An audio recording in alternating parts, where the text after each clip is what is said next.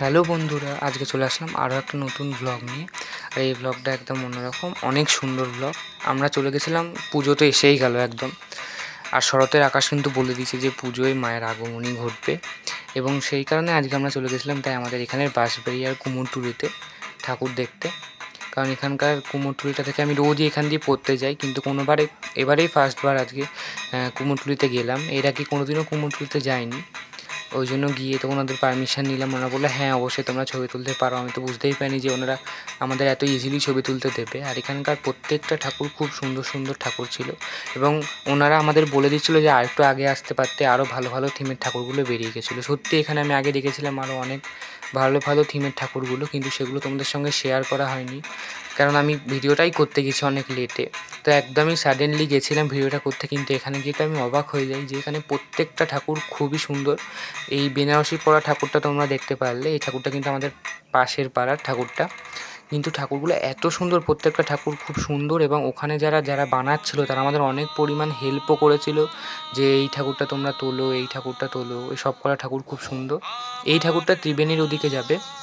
আর এখানে যিনি ঠাকুরটা বানান তার নাম হলো শ্যামল পাল, বাঁশবেড়িয়াতে বানান। উনি অনেক নাম করা আর অনেক ভালো ভালো থিমের ঠাকুর, অনেক বড় বড় প্যান্ডেলের ঠাকুর কিন্তু উনি তৈরি করে থাকেন। এইখানে এই মাটির মূর্তিটা তোমার এখনও পর্যন্ত রং হয়ে ওঠেনি। আর এখানে হচ্ছে আরও সুন্দর সুন্দর অনেক যে ছাড়া ছাড়া ঠাকুরগুলো হয়, তাদের ওখানে সব ঠাকুরগুলো রাখা ছিল। তো আমি জিজ্ঞাসা করলাম যে আমাকে কি এদিকে যেতে দেবে, তাই বললো হ্যাঁ চলো তোমাদের এদিকে গিয়ে দেখাই যে ঠাকুরগুলো আরও কী কী ঠাকুর আছে এখানে। এখানে এসেই দেখি হঠাৎ করে চোখ আঁকছিল এই কাকুটা, খুব সুন্দর চোখটা আঁকছিল, প্রায় শেষের পথেই ছিল। উনি বললেন যে নে আমার একটা সুন্দর ভিডিও করে দে। আর তার পাশে এই ঠাকুরটা দেখতে পারলাম। এই ঠাকুরগুলো এক একটা ঠাকুরের মুখ এত সুন্দর, আর এই ঠাকুরগুলো যখন সাজ পরানো হবে ঠাকুরগুলো কিন্তু আরও অনেক সুন্দর হয়ে উঠবে।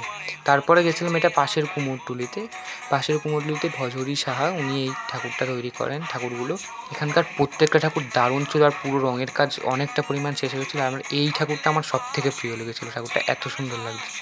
এর পাশেই চলে আসলাম, এটা চুঁচোর একটা থিমের ঠাকুর, কিন্তু ঠাকুরের মুখগুলো হচ্ছে ঢাকা ছিল। ঠাকুরগুলো হেব্বি সুন্দর দেখতে লাগছিলো, কিন্তু ওনাদের পারমিশন, উনি কিন্তু আমাদের অনেক হেল্প করেছে। যে উনি এখানকার বড় টুলটা সরিয়ে দিচ্ছেন, বলো তোমরা যদি ভিডিওটা নাও নিতে পারো অবশ্যই ভিডিও নেওয়ার জন্য। ওই জন্য উনি কিন্তু আমাদের এখান দিয়ে তোমার টুলটা সরিয়ে হেল্প করলো ভিডিওটা নেওয়ার জন্য। এখানে সব কটা ঠাকুর দারুণ দারুণ ঠাকুর ছিল। এই ঠাকুরটা তো মুখটা আমি বললাম যে খোলা যাবে, ওরা বললো না মুখটা তো খোলা যাবে না, কিন্তু আমাকে এছাড়া অনেক ওনারা আমাদের হেল্প করেছিল। এবার আমরা এরই ভেতরে চলে আসলাম, ভজহরি সাহা যেখানে ঠাকুর বাড়ায়, অর্থাৎ শিবতলাতে একদম পাশেই। এখানে আমাদের বাঁশবেড়িয়াতে কিন্তু একদম পরপর অনেক কটা কুমোরপাড়া আছে, আর তার মধ্যে কিন্তু এইটা সবচেয়ে বেস্ট কুমোরপাড়া, যেটা তোমাদের সঙ্গে আমি শেয়ার করছি।